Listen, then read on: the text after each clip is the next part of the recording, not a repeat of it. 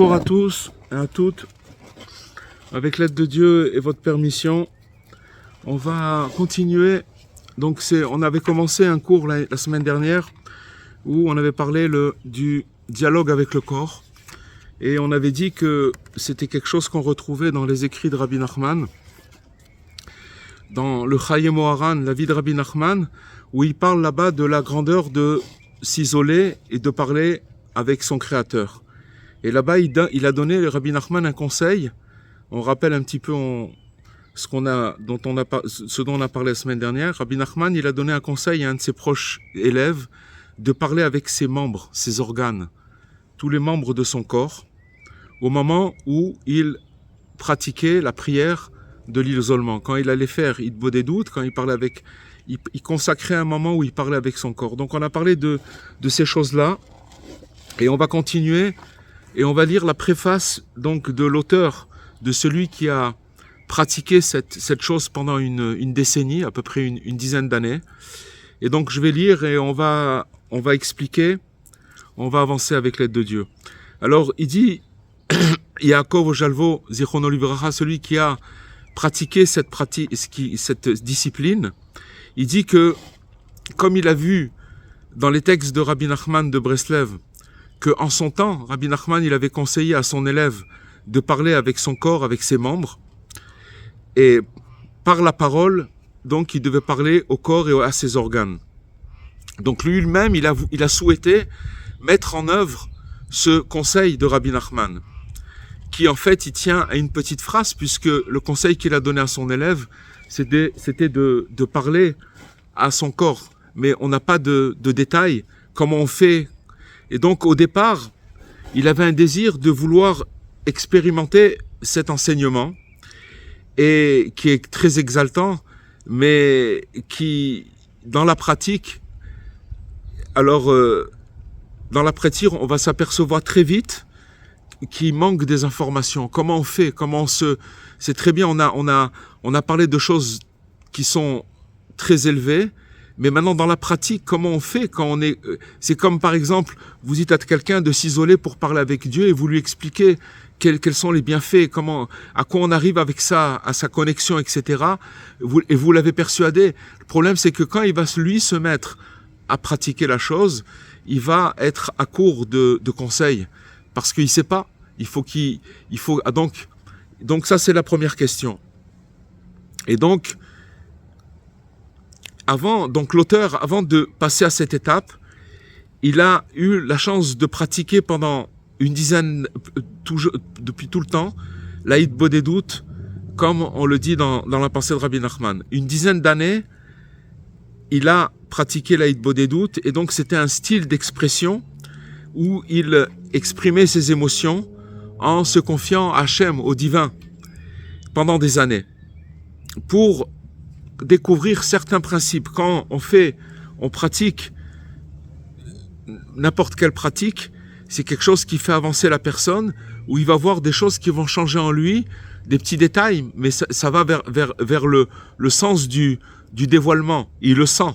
Donc c'est pour ça qu'il faut être assidu dans cette chose-là.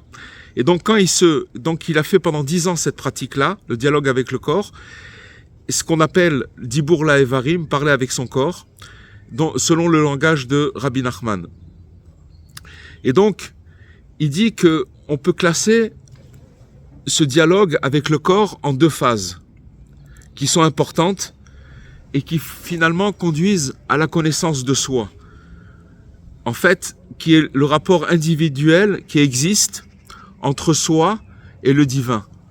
Parce que, en fait, il faut savoir que, comme on a expliqué, notre neshama, notre âme, elle est complètement, elle reçoit de la lumière, mais elle veut faire passer cette lumière dans le corps de la personne, mais à cause de notre comment dirais-je, matérialité, et on pense que le corps c'est quelque chose qui est juste matériel, alors que ce qu'on va découvrir, et donc d'après le conseil de Rabbi Nachman, c'est qu'en vérité, finalement, dans le corps et dans tous les organes du corps, il y a le divin qui est à l'intérieur. Pourquoi il est intérieur? Puisque si vous prenez chaque membre, chaque organe du corps, il est agencé par de la providence de Dieu, ou que toutes les choses elles marchent ensemble. Mais si vous les prenez séparément, chaque organe, il y a de la vie dedans. Il y a de la vie, c'est la vie.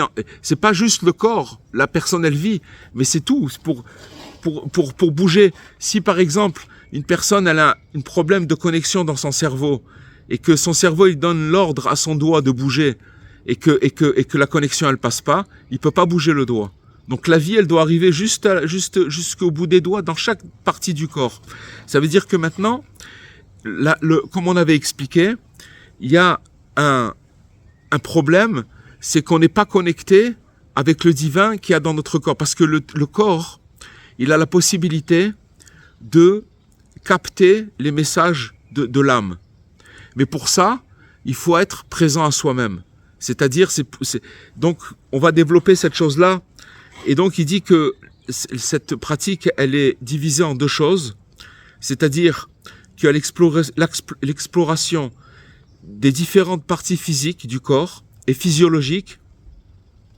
C'est ça qui constitue notre existence corporelle, qui on est, tout ce qu'on représente, avec tout ce qui est à l'intérieur. Il y a des millions et des milliards de cellules et de membres, etc.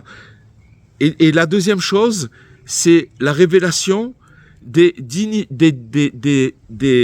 niveaux d'être qui sont différents chez la personne. Dans la personne, il y a là ce qui s'appelle le corps, ce qu'on appelle le gouf. C'est le corps physique. Il y a aussi le corps physiologique, qui est le nefesh. Le rouar, qui est subtil, puisque c'est comment on appelle ça? C'est le rouar, comment on appelle ça en français? C'est le souffle. Donc le souffle, si la personne n'a pas de souffle en elle, elle ne peut pas vivre. Et il y a au-dessus de ça ce qui s'appelle le causal, ça veut dire c'est la neshama, c'est le subtil. Et il faut savoir que la neshama, elle est complètement dénuée d'image mentale. Nous, quand on vit dans notre être, on est sans arrêt en train de penser. Mais on n'est pas connecté à la neshama. Mais elle, la neshama, il n'y a pas d'image, il n'y a pas de mental, il n'y a pas de logique. C'est que de la lumière. C'est quelque chose qui est complètement... C'est que de la luminosité, que de la lumière. Et donc, en fait, l'objectif de cette pratique, c'est en fait d'arriver à conduire à ce que la neshama, elle se révèle à nous.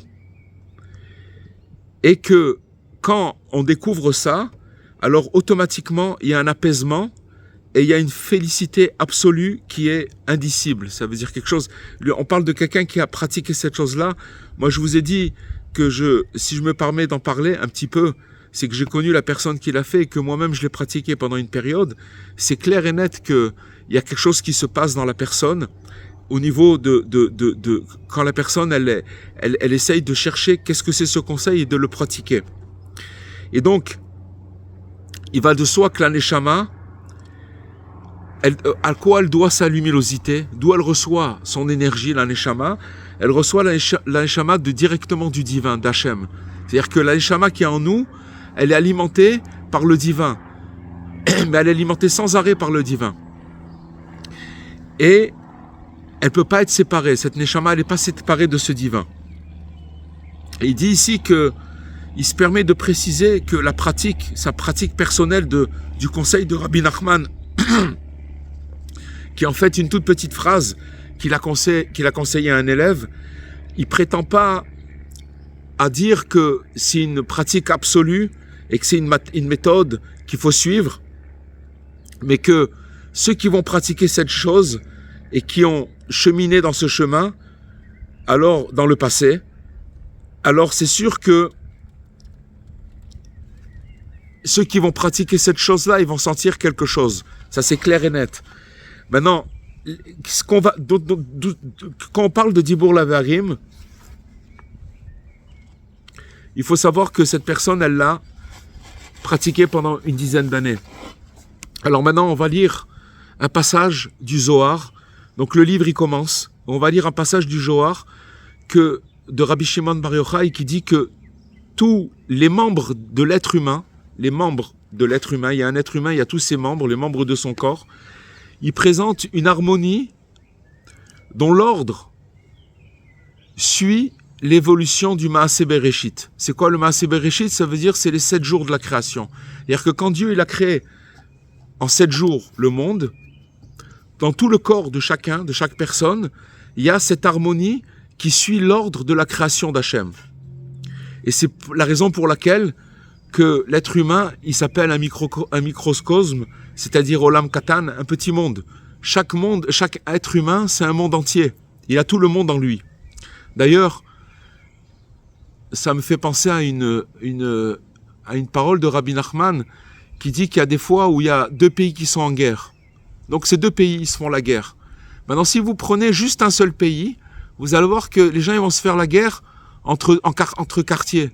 Il va y avoir des problèmes entre 2 quartiers. Maintenant, si vous enlevez la personne, vous prenez une personne qui est dans sa maison avec sa famille, et bien même dans la maison, il va y avoir des disputes et des guerres entre les enfants. Rabbi Nachman dit que même si quand les enfants ils se disputent, ça s'appelle une guerre qu'il y a dans la maison. Alors maintenant, si vous voulez prendre une personne qui veut se débarrasser, qui veut plus du tout avoir la guerre, il va rester tout seul avec lui-même. Vous savez ce qui va se passer? Il va se faire la guerre avec lui-même, il pourra plus supporter, il va devenir fou. Parce que dans l'homme, il y a une guerre constante, et l'homme, c'est un petit monde. C'est un monde, et donc ça suit l'ordre des 7 jours de la création. Et le Ramchal, il dit que en vérité, toutes les composantes des membres du corps humain, ils correspondent à le nom de Dieu. Yud Kevavke. Ça veut dire que ça correspond à cette chose-là. Alors maintenant, il explique comme ça. Il dit que le dialogue avec le corps, il commence en fait lorsqu'on a terminé d'accomplir un commandement, une mitzvah. Par exemple, quand une personne, elle conduit ou elle s'occupe de choses qui n'est pas une mitzvah, un commandement, d'accord?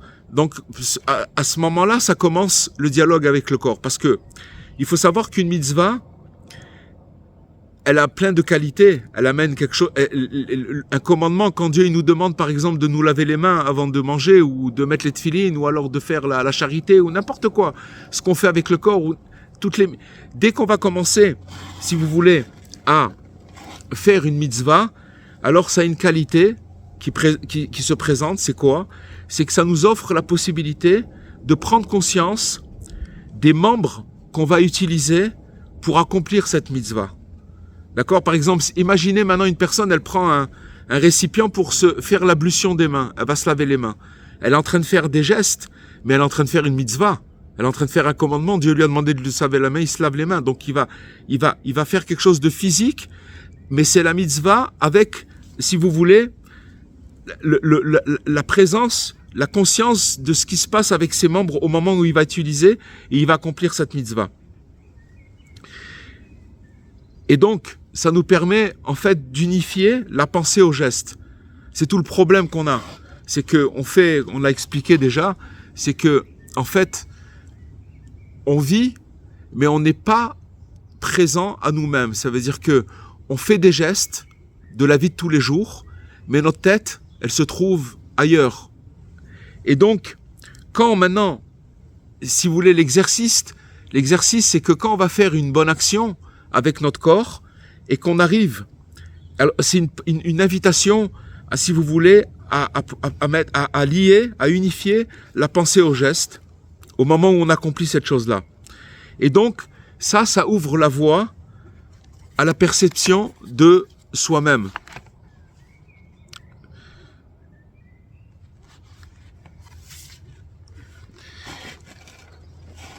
Dans le Pardes Rimonim, c'est un livre qui a été écrit par Rav Moshe Cordovero, c'est de la Kabbalah.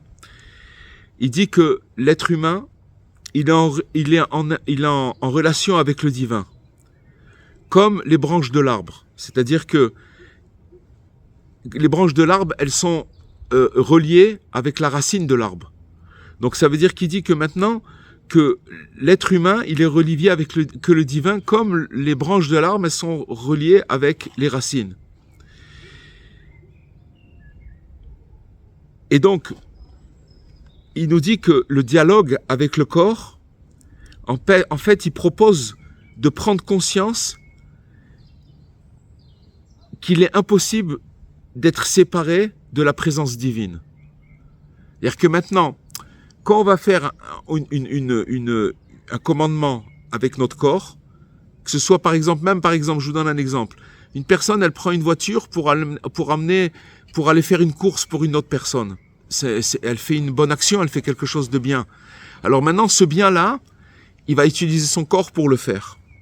Donc au moment où il va le faire, il a une possibilité d'être conscient du divin, puisqu'il est en train de faire quelque chose de divin. Il est obligé pour pouvoir aider quelque chose, une personne, il va falloir prendre sur soi de son confort, etc. Donc quand il va faire cette chose avec son corps, il a une possibilité de capter le divin à ce moment-là, puisqu'il va lier sa pensée au geste et avec le commandement qu'il est en train de faire. Donc, à ce moment-là, on peut se rendre compte qu'en fait, on n'est jamais séparé de la présence divine, mais seulement on n'en est pas toujours conscient. Pourquoi? Parce que nos gestes, ils sont effectués par automatisme, et que normalement, en principe, quand on accomplit une mitzvah, il faut avoir l'attention. On est en train de faire quelque chose de divin. C'est pas quand on fait la mitzvah. Parce que, si vous voulez, pour recevoir cet éclairage divin, au moment où qu'on accomplit la mitzvah avec notre corps, il faut être conscient, présent qu'on est en train de faire quelque chose d'extraordinaire. Et dans ce cas-là, on arrive dans un geste de capter le divin. C'est extraordinaire.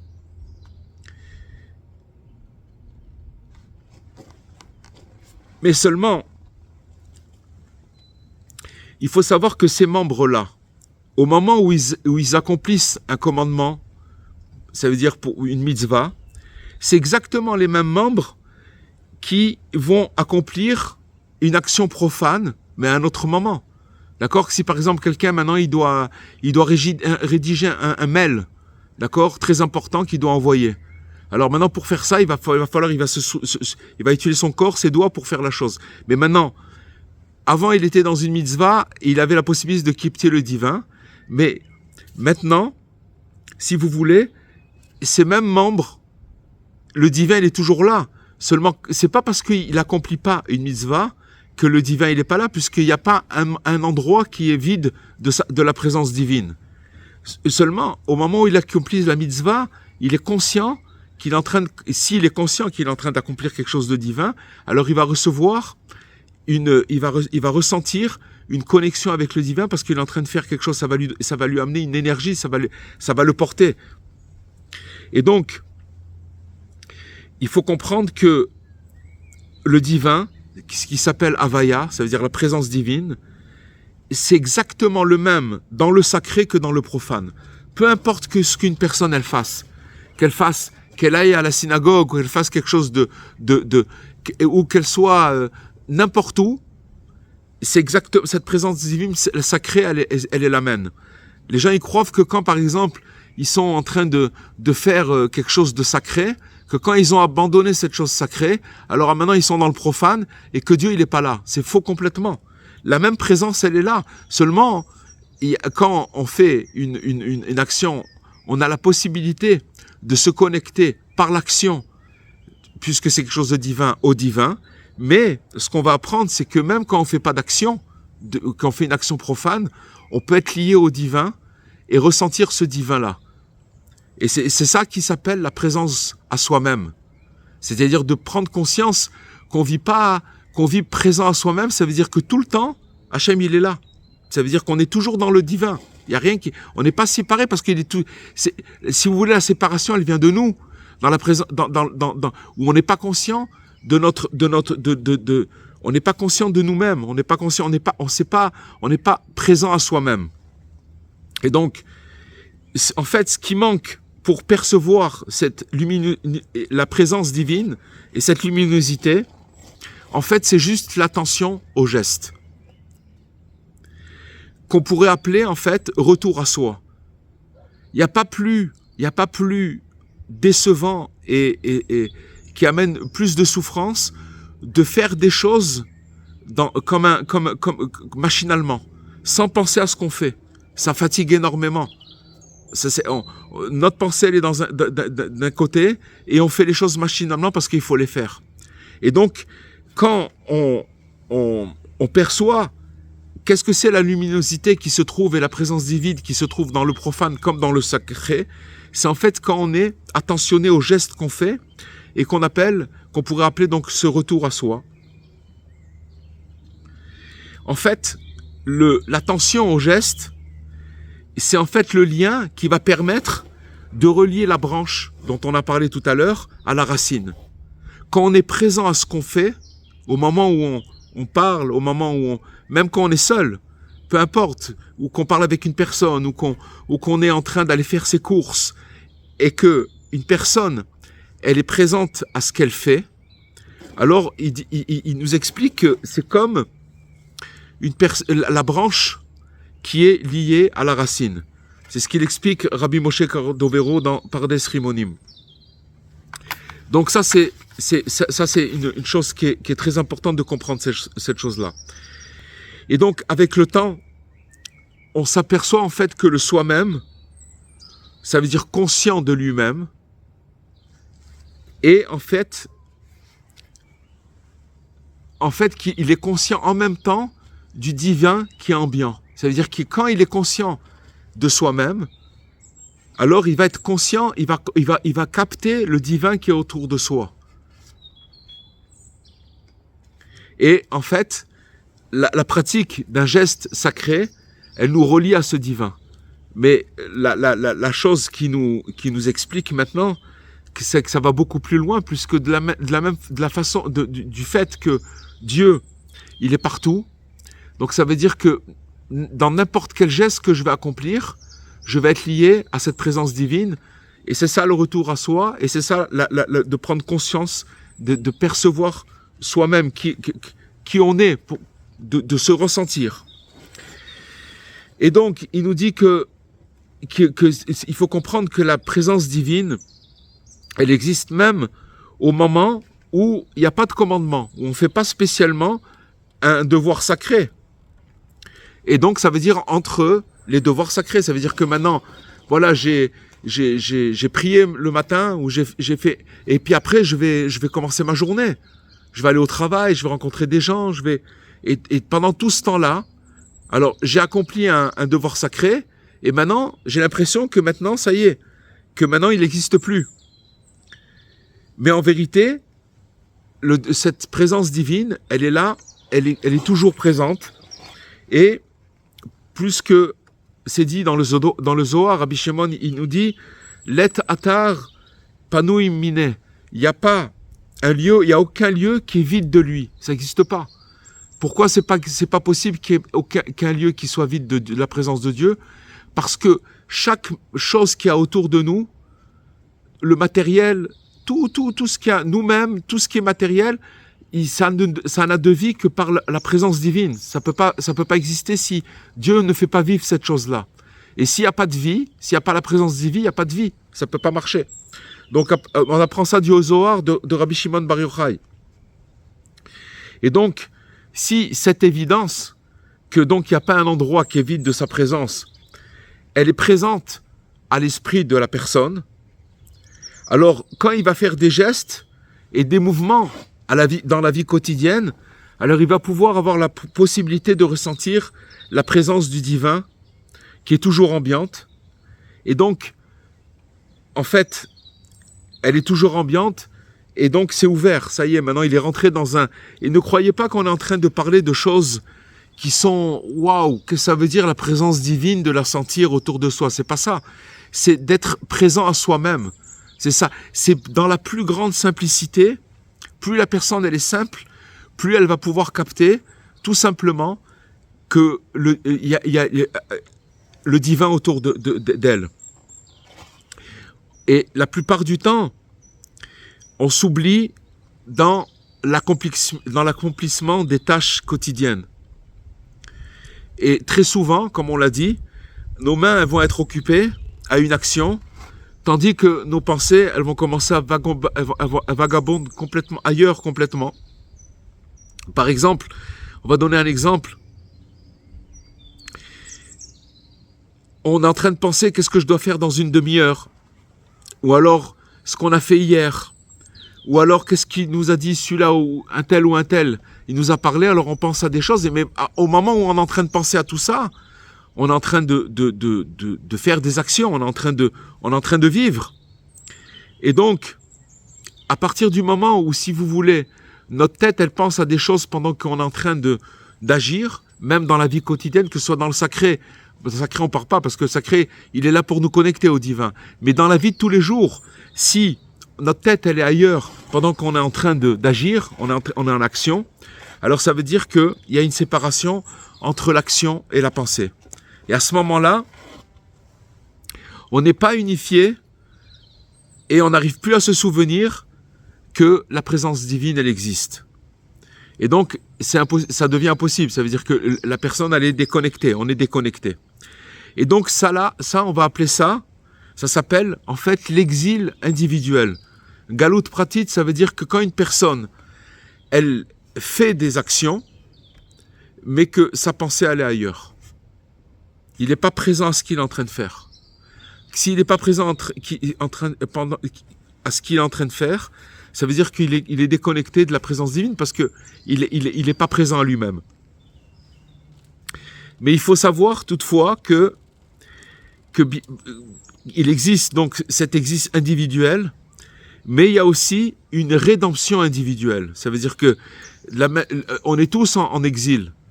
Parce que on voit par rapport à ce qu'on est en train de dire maintenant, on se rend compte combien c'est vrai et combien on est déconnecté de ce qu'on est en train de faire. C'est-à-dire qu'on fait des choses, mais notre tête, elle est ailleurs.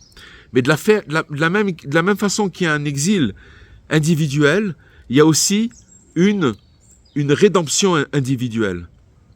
Parce que chacun et chacune, il peut constater que ce processus qui est inconscient de l'exil individuel, tout le monde, ce qu'on vient de dire maintenant, tout le monde se reconnaît dans ça. Et bien cette chose-là se reproduit des dizaines et des centaines de fois dans la journée. C'est-à-dire que prenez même, si quelqu'un il veut tester, testez-vous pendant une demi-heure. D'accord ? Vous allez faire des choses pendant cette demi-heure et vous allez voir que ce que vous êtes en train de faire, c'est que votre pensée, elle pense à quelque chose et votre geste, il fait autre chose. Donc ça veut dire, ça s'appelle l'exil individuel. Et que quand une personne, et cette chose-là se produit des centaines de fois dans la journée, si on prend soin d'observer ce manquement, c'est-à-dire que le travail il se fait vraiment en douceur. C'est-à-dire qu'une personne va se dire, ok, maintenant, je vois que je suis pas connecté, je fais quelque chose, mais je suis pas connecté à la pensée. Alors, qu'est-ce qui va se passer ? On va constater qu'à chaque fois qu'il y a une dissociation entre la pensée et l'action, alors on va se rendre compte que le corps il est contracté. Regardez ce qu'on est en train de dire maintenant. C'est qu'en vérité, quand une personne, elle agit, mais que sa tête elle est ailleurs, son corps il est contracté. D'accord ? Et que, à l'inverse, chaque fois que l'on revient à soi, ça veut dire qu'on revient à soi, alors le corps se détend et la tension, elle est réduite au minimum. C'est quelque chose que chacun il peut essayer. Il va voir que dans la mesure où il va se concentrer sur ses gestes et être présent à soi, je vous cache pas que c'est quelque chose que on le fait, on l'a oublié une seconde après, parce qu'on est tellement habitué à ce que notre pensée, elle dévie, et que nos gestes, ils font autre chose, que c'est quelque chose qu'on est habitué à ça. Donc, mais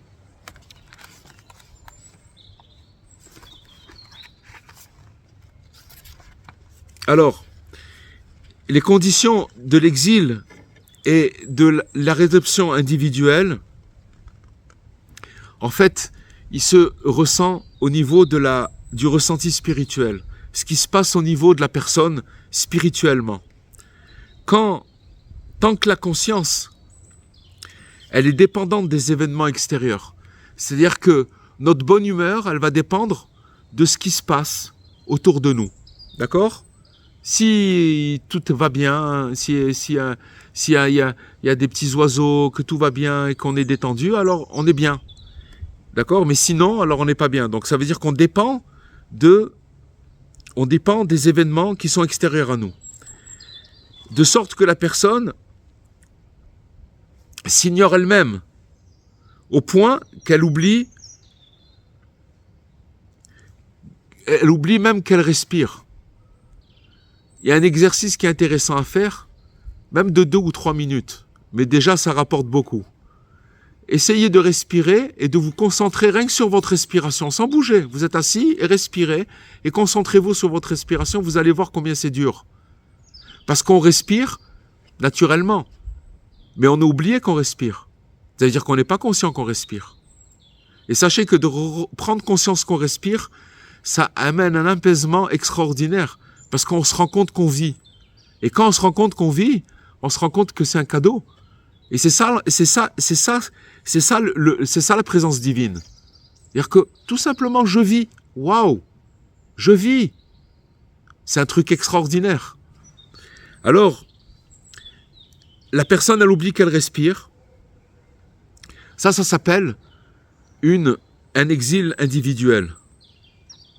En fait, notre condition de rédemption de l'exil, de cet exil personnel, il ne dépend pas de l'environnement social, ou de politique, ou même familial, dans lequel nous nous trouvons. Malheureusement, les gens, on est tous conditionnés par des événements, toutes ces choses, des contrariétés, d'accord? Mais en fait, d'où vient, si vous voulez, cet exil? Il vient de l'oubli de soi-même. Et que dans le milieu dans lequel on est, on entretient cet oubli-là. Pourquoi? Parce qu'on est pris par la vie. Il faut s'occuper de ça, et trac, et truc, la vie, je dois faire ci, je dois faire ça. Donc on est tellement pris par ce truc-là qu'on oublie d'être présent à soi-même. Et on entretient cette chose-là. On s'oublie. Et même quand on va changer de lieu, et on pense que si on va ailleurs, ça va nous aider à retrouver cette liberté. D'accord? Qui est en fait, on cherche cette liberté, on cherche en vérité la rédemption individuelle. Mais le problème, c'est qu'une personne, elle peut se retrouver dans un autre endroit, mais comme elle n'est pas présente à soi-même, alors même quand elle va changer d'endroit, elle sera pas bien parce que le problème, c'est qu'elle n'est pas consciente à elle-même. Donc ce qui nous explique ici, et c'est quelque chose de très très fort, c'est qu'en fait, la présence à soi-même, elle amène la force de pouvoir aborder tous les événements de notre vie, mais comme on est présent à nous-mêmes, si vous voulez, on est dans l'ambiance divine, en quelque sorte. On est connecté au divin et on va prendre les choses d'une manière différente, complètement. Parce que quand le bien-être de l'unité de la présence divine, quand on sent ce bien-être-là, elle se trouve là où, ce bien-être, il est là où on est, peu importe où on se trouve. C'est pas l'endroit qui va conditionner notre bien-être. C'est que plus qu'il n'y a pas un endroit qui est vide de la présence divine, donc c'est dans n'importe quel endroit où je vais me trouver, je vais pouvoir me connecter à cette présence-là. Et même si on a l'impression que ça peut pas être, que c'est pas possible. Imaginez-vous, il donne ici un exemple qui est le modèle de la sortie d'Égypte, qui a été organisé pour tout un peuple à l'époque biblique, d'accord? À l'époque, quand ils sont sortis, le peuple juif, il est sorti d'Égypte, c'est au milieu de la nuit. N'oubliez pas que quand ils étaient en Égypte, ils avaient des maisons, ils étaient installés. C'est pas que ils avaient tout ce qu'il fallait. Ils étaient bien installés, mais c'était des esclaves. Donc on a l'impression, on pense que c'est comme dans le film de Cécile B. 2000, qui prenaient des coups. C'est vrai qu'ils souffraient, ils étaient asservis, mais ils étaient installés, ils avaient leur famille, ils avaient une maison, ils avaient leurs habitudes, etc. Mais c'était des esclaves. Mais imaginez-vous maintenant que de ces esclavages, il faut organiser la sortie de tout un peuple, 600 000 âmes, qui vont sortir à une même heure, au milieu de la nuit, d'Égypte, et qui vont aller dans le désert.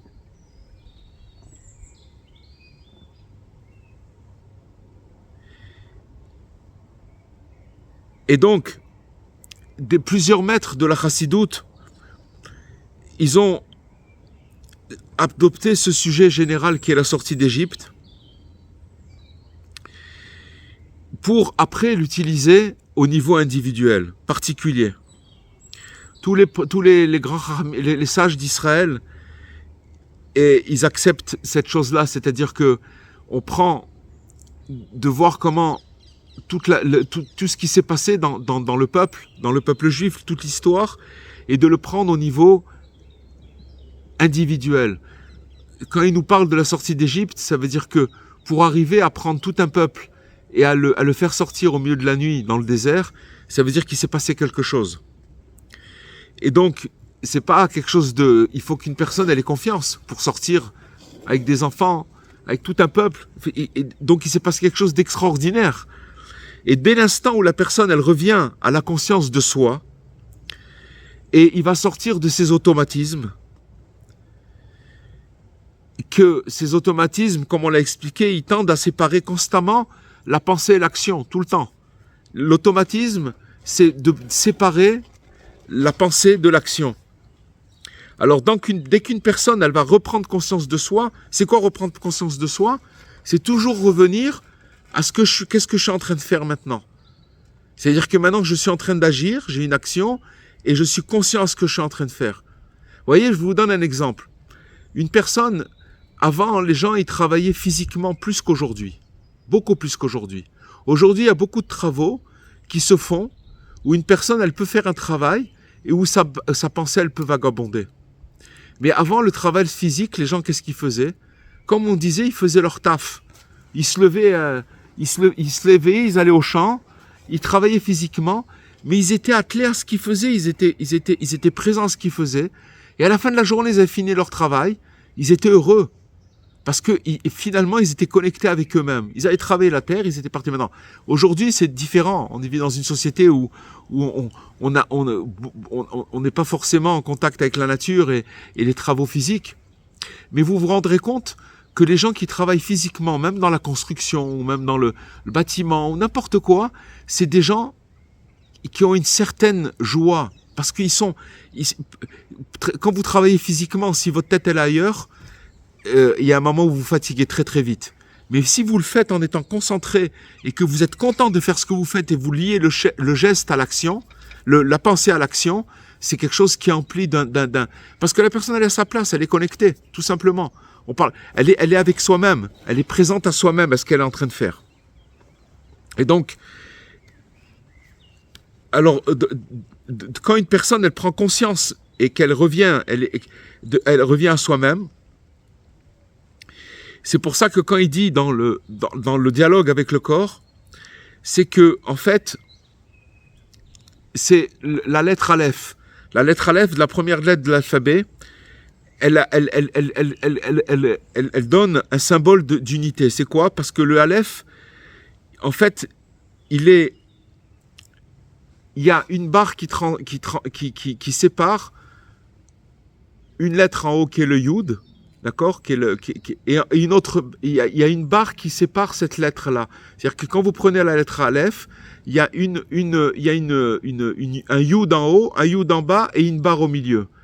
Et donc, c'est en fait ce qui sépare le monde d'en haut et le monde d'en bas. Et en fait, il y a notre corps qui est en bas, qui est dans le monde d'en bas, et il y a une séparation, c'est aussi le corps, mais que ce corps-là, il peut être connecté à sa racine, ça veut dire au divin. Quand il est présent, on parle de choses très très élevées, mais très très simples.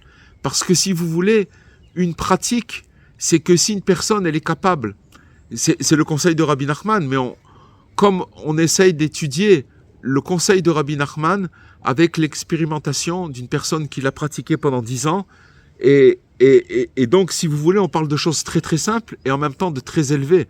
Parce que chacun il peut se reconnaître dans le fait de ce que veut dire être présent à un geste ou faire les choses par automatisme. Et donc, on voit dans le chant, il y a un chant de Kabbalah qu'on fait dans le Shabbat, dans les Chadodi, Korva el Nafshi Geala. C'est-à-dire qu'en vérité, on demande, dans ce chant-là, kabbalistique, on demande que le processus qui est du vécu entre le corps et l'âme. C'est qu'en vérité, ce qu'on demande, c'est tout simplement que l'âme qui est en moi, elle soit connectée avec mon corps parce que j'en ai besoin. J'ai besoin de cet éclairage pour pouvoir fonctionner et moi-même être éclairé. Ça veut dire de savoir ce que je dois faire, de recevoir ces messages-là. Et tout, donc on voit ici, dans ce chant-là liturgique de Kabbale, qu'on lit le Shabbat, qu'en vérité, c'est le retour, le vécu, le processus du retour entre le corps et l'âme. Que, en fait, qui nous réunit dans la joie et l'unité. Ça veut dire que maintenant, le jour du Shabbat, quand on lit, en fait, le jour du Shabbat, c'est un moment où on a préparé tout pour être tranquille pendant un jour et d'être présent à soi-même. Et c'est un jour sacré où la présence à soi-même, elle va se diffuser dans toute la semaine. Donc, mais cette chose-là, on peut la faire tout le temps. Le jour du Shabbat, mais quand on a ramené cette liturgie qui nous explique le processus entre le retour de l'âme vers le corps. C'est en fait cette sensation qu'on veut trouver, c'est en fait la perception de l'éternel qui resplendit dans le Havaya, ça veut dire dans la présence divine, qui est toujours ambiante et qui est toujours là. Et que, en vérité, on veut qu'elle devienne une réalité constante. Mais ça dépend, en fait, de la présence à soi-même. Ça veut dire de lier nos actions à nos pensées. Et ça nous fait montrer que le fait de parler à notre corps, et c'est une pratique au sein de laquelle il va briller l'espérance messianique. Pourquoi il dit ça? Parce qu'il ne fait aucun doute qu'en s'occupant de notre exil individuel, alors on va sûrement favoriser l'exil général. Quand on parle de Mashiach, on sait une chose, c'est que les conseils de Rabbi Nachman qu'il a donné d'appliquer, ils sont en fait pour que la personne, elle trouve sa rédemption individuelle.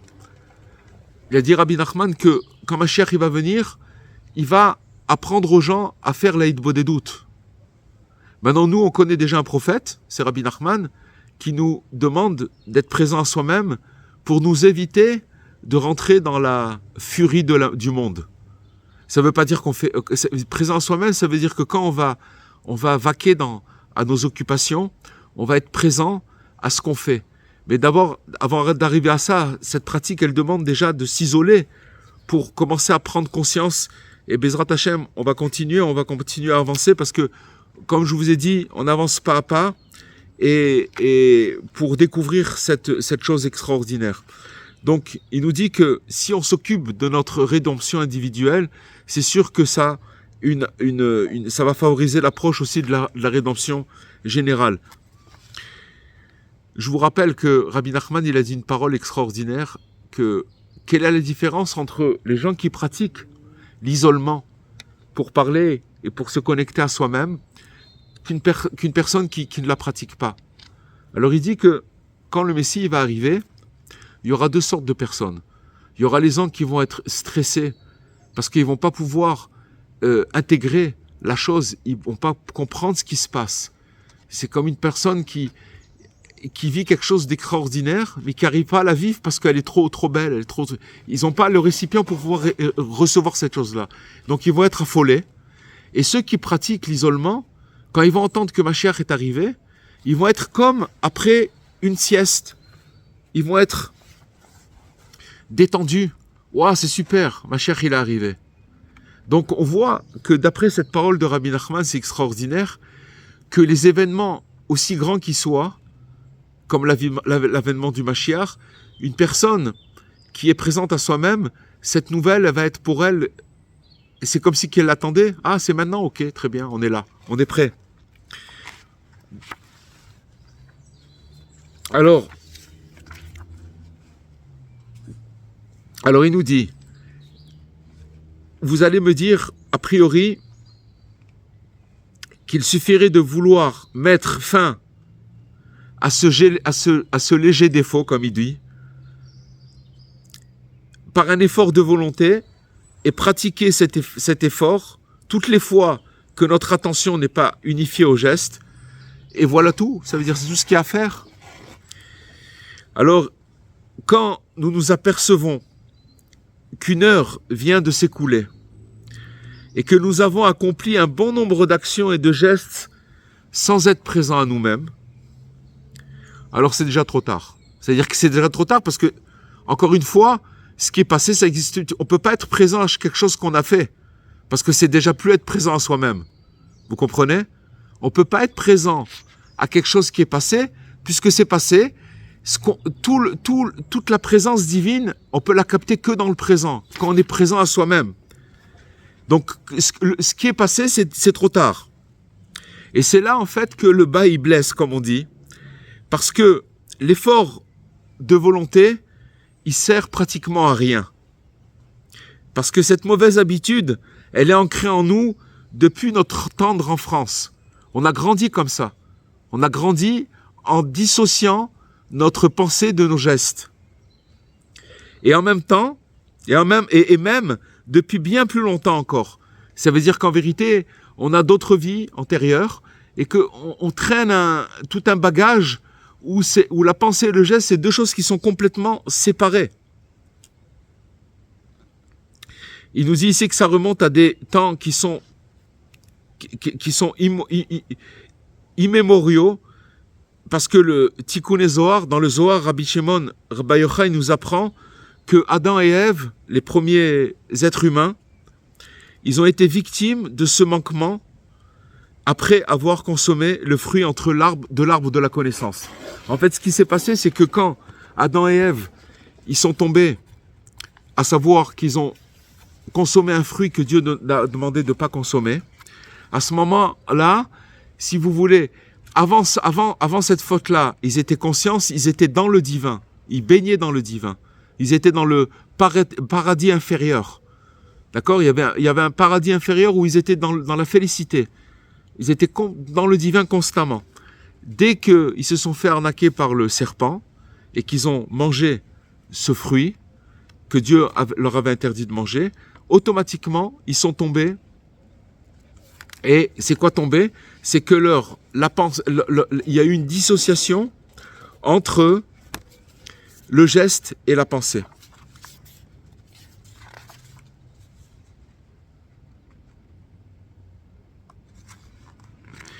Et dans le Zohar, Rabbi Shimon, il nous dit que le texte de Rabbi Shimon, il nous enseigne que les ancêtres de l'humanité, Adam et Ève, ils ne sont pas non seulement tombés dans des automatismes de la pensée et de l'action, mais ils sont aussi tombés dans ceux de la parole et de la voix.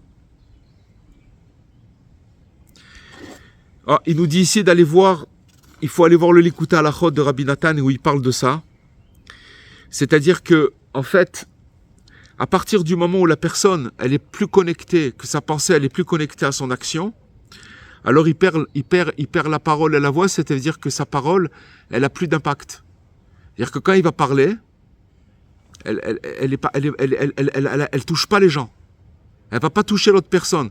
En fait, et quand une personne, elle est présente à soi-même, quand elle va parler à une personne, elle va toucher la personne qui va entendre cette chose-là. Bon, mais il faut aller regarder, il nous envoie là-bas à regarder l'Likutei Halachot. Ok, on va continuer dans le texte. En fait, je vois qu'on est déjà à presque 1 heure de cours. Alors, je pense que on va voir si on peut faire. On va voir si on peut. Donc, on va faire encore un petit morceau et on va s'arrêter. On va s'arrêter avec l'aide de Dieu la semaine prochaine. On continuera. Donc, il y a un remède qui est possible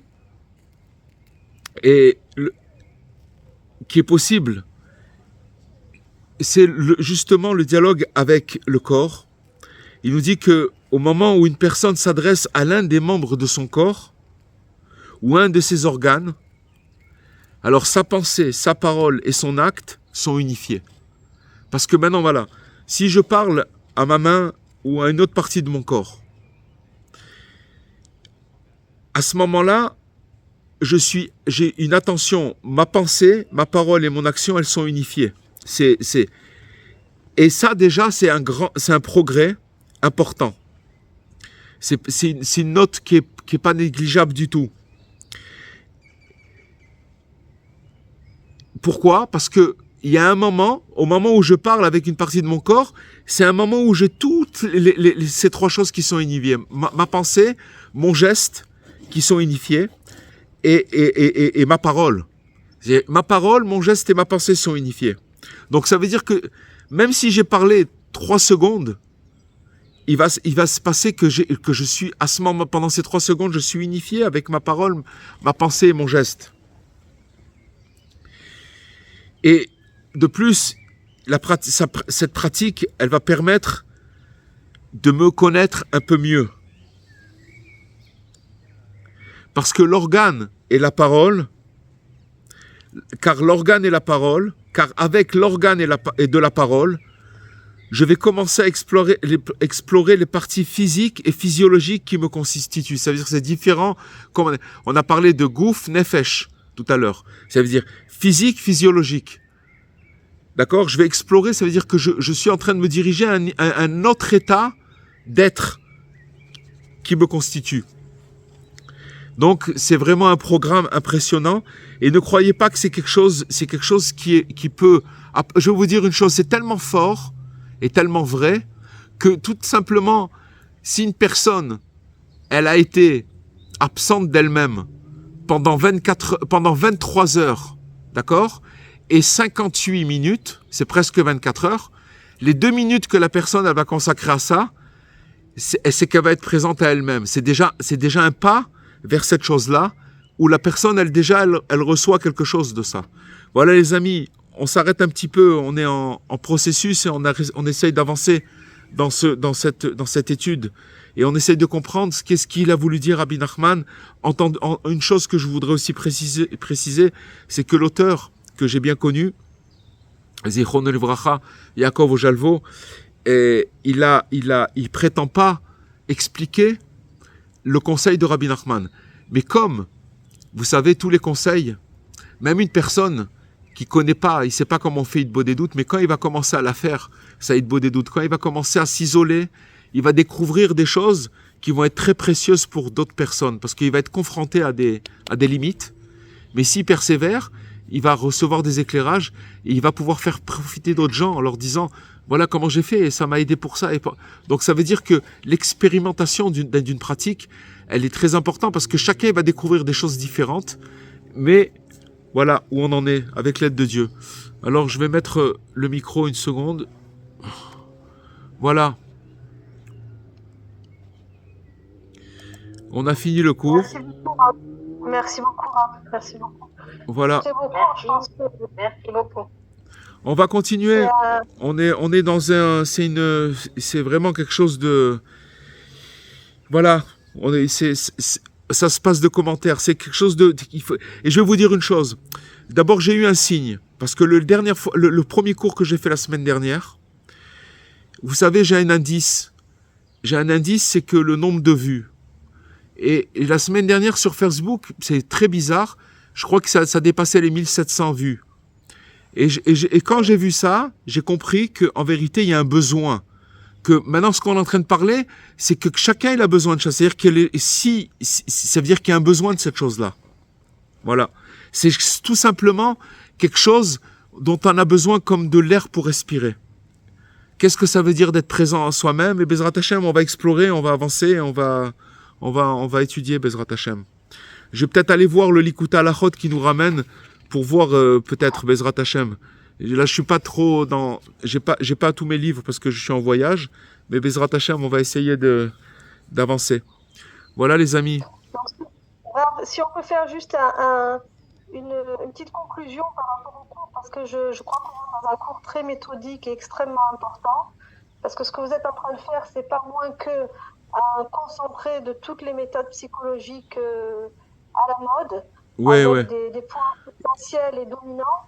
Donc je pense que si quelqu'un avec un peu de concentration et écoute votre cours, il peut s'épargner, et je minimise pas, il peut s'épargner des grandes thérapies. Ouais. Bien sûr, non, ça c'est sûr. Ce que vous dites, c'est 100% vrai, c'est vrai. Et c'est très important de vous l'avoir dit. C'est des mots que j'ai pas dit, mais qu'il fallait dire. Il peut s'éviter énormément de thérapie. Ça, c'est clair et net. De démarches lourdes et compliquées. Exactement. Et voilà, vous l'avez faite la conclusion. Il n'y a pas besoin de conclusion, vous l'avez faite. Non, mais ça veut dire que ce que je veux dire, c'est qu'il faut qu'on apprenne déjà dans la première phase de la méthode à être conscient quand on fait quelque chose et qu'on n'est pas en phase avec soi-même, qu'on pense à autre chose, à penser à se reconnecter pour être connecté avec notre neshama. Mais comme vous avez dit d'une très belle manière, que la branche elle soit connectée avec la racine. Ouais. Ça serait déjà le premier exercice. Mais regardez, Madame Fitoussi, regardez, c'est encore plus simple que ça. Parce qu'on a parlé des gestes, mais après il nous a dit une chose extraordinaire, c'est que dans la mesure où maintenant on va parler, On va commencer. Faut s'adresser. Faut pas oublier que faut s'adresser à ses membres. Il va le dire après avec un grand respect. C'est que vraiment, on s'adresse à son corps comme quelque chose de très très précieux. Très précieux. Faut pas, c'est pas quelque chose, et c'est très important. Et donc, maintenant, ce qu'il nous explique, c'est encore beaucoup plus simple que ça. Ce que vous a dit, c'est très simple. Mais ça veut dire qu'il faut le descendre encore plus bas. Plus bas, c'est-à-dire que dans la mesure où une personne, elle va agir avec sa parole, et que sa parole, sa pensée, et l'action, puisqu'il parle maintenant à son corps, il va se passer que pendant ce moment-là, il est présent à soi-même. Et même si c'était 1 minute, mais c'est très grand. C'est immense. Mais après, petit à petit, on ressent 1 minute. Mais si c'est quelque chose qui est pris comme de le faire et de rentrer dans cette chose-là, la personne, vous avez compris ce que je veux dire, Madame Fitoussi, c'est dans la mesure où il va parler à son corps maintenant, il va le faire pendant 1 minute, 15 secondes. 15 secondes, il a eu l'expérience d'être présent en soi-même. Mais maintenant qu'on est tellement pas présent en soi-même, que même ça, on réalise pas. Vous comprenez? Ça prend du temps de comprendre qu'on a un corps, qu'on parle, et après il se passe des choses. Il explique des choses extraordinaires. Mais on commence avec l'aide de Dieu. Bonsoir. Rav Eli Cohen, bonsoir. Bonsoir. Une chose est certaine, c'est que je vais bien écouter votre cours une deuxième et une troisième fois. Parce qu'on est loin de ça. Donc il faut se familiariser. C'est quelque chose de nouveau qu'on a besoin comme de l'eau, comme de l'air, vraiment pour vivre. C'est vital. Ce qu'on est en train de faire. Et c'est accessible à tout le monde. Personne n'y peut. Tout le monde a un corps. Tout le monde a un corps. On ne parle pas de raconter des trucs. Tout le monde a un corps. Tout le monde peut expérimenter cette chose-là. Bon, oui, il y a quelqu'un. Oui. Sylvie, j'aimerais juste vous poser une petite question. Si j'ai bien compris tout à l'heure ou pas, quand vous avez parlé d'Adam et Ève. Ouais. Est-ce que vous avez dit quelque chose comme, ou c'est moi qui interprète, qu'au moment où ils auraient pris le fruit défendu, comme ça, quelque part, ils n'étaient plus vraiment connectés à eux et donc plus vraiment connectés au divin. Ils ont créé un écran entre eux et le divin. En fait, je vais vous dire, qu'est-ce qui crée l'écran? C'est parce qu'ils se sont détournés. Dieu, il leur a dit, regarde, je crois qu'il y avait 7 arbres dans ce paradis inférieur. Il y avait l'arbre de l'amour, l'arbre de la crainte. Et quand ils mangeaient ces fruits-là, ils étaient pleins de crainte d'Hachem, pleins d'amour d'Hachem. Ils étaient tout le temps connectés à ce divin-là. Maintenant, quand Dieu leur dit, ça tu touches pas, ils se sont fait baratiner, ça c'est sûr. Mais ça tu touches pas. À un moment où ils ont touché, ils ont mangé, et ils n'ont pas touché, ils ont mangé. Si vous voulez, la pensée et l'action, boum, elle s'est déconnectée. Et pourquoi? Et attends, pourquoi elle s'est déconnectée? C'est marqué plus loin dans la Torah. Hachem, il a dit, dès qu'ils ont ressenti la présence divine, ils se sont vite cachés. Il dit, pourquoi tu te caches? Parce qu'ils ont pris conscience du mal. Ils ont pris conscience. Non, ils ont pris conscience du mal, alors qu'avant il n'y avait pas de mal, ça n'existait pas la nudité. C'est pas comme dans les livres où on croit qu'il y avait Adam et Ève, ils étaient nus, c'est pas ça. Dans l'imaginaire de l'homme, c'est pas ça du tout. Ils étaient d'autres statures, c'était des êtres lumineux. Mais ça n'existe pas. Et quand alors, à ce moment-là, ils ont pris conscience, c'est-à-dire qu'ils ont pris conscience du divin, ils ont été déconnectés. Maintenant, pourquoi ils ont été déconnectés? Parce qu'ils ont fait un geste qui n'était pas dans l'harmonie divine. À partir du moment où ils ont fait ce geste-là, ils sont déconnectés et ça a créé que tous les humains, ils sont déconnectés. Maintenant, comment on revient à soi? Par des gestes de tous les jours simples. Vous vous rendez compte, Rabbi Nachman a dit à quelqu'un, parle avec ton corps. Parle avec ton corps. Mais on ne sait pas ce que c'est, on découvre. Et c'est difficile aussi de répondre à des questions parce que je pense que la meilleure des réponses, c'est de commencer à pratiquer. Pour sauver sa peau, parce que c'est vraiment, comme elle a dit Madame Fitoussi, elle a vraiment bien, elle a amené, c'est magnifique ce qu'elle a dit, c'est que ça évite beaucoup de débois avec des thérapies et des machins. Parce qu'il dit, tout simplement, quand une personne elle est présente à soi, elle est détendue. Je suis avec moi, je me sens, je suis bien. quand elle fait machinalement des choses, elle n'est pas présente à elle, tout son corps il est contracté. Pourquoi elle est contractée? Parce qu'à partir du moment où la pensée et le geste ne sont pas liés, la neshama elle peut pas marcher là-bas. Vous comprenez? Elle peut pas rayonner là-bas. Et on vit dans un monde où le système du monde, il est dans un stress où il oblige les gens d'être connectés parce qu'il faut qu'ils fassent tout vite. Il y a pas, ils sont comme. Mais c'est ça l'esclavage. Et les Cohen, des fois je me parle. Alors je suis pas folle. Non. C'est ceux qui se parlent pas qui sont fous. Ben c'est sûr qu'il faut se parler. Je suis pas la seule, Rachel, moi aussi je me parle. Je vous cache pas que ça m'arrive souvent aussi. Alors, Baruch Hashem. Voilà les amis, Bezrat Hashem. Merci. Alors on n'est pas folle. Non, Baruch Hashem. On est bien vivant grâce à Dieu. Merci les Cohen. Alors, Bezrat Hashem, je vous souhaite Shavua Tov avec Be'atzlacha. Merci beaucoup. Be'atzlacha, à très bientôt. Merci. Kol Tov, au revoir.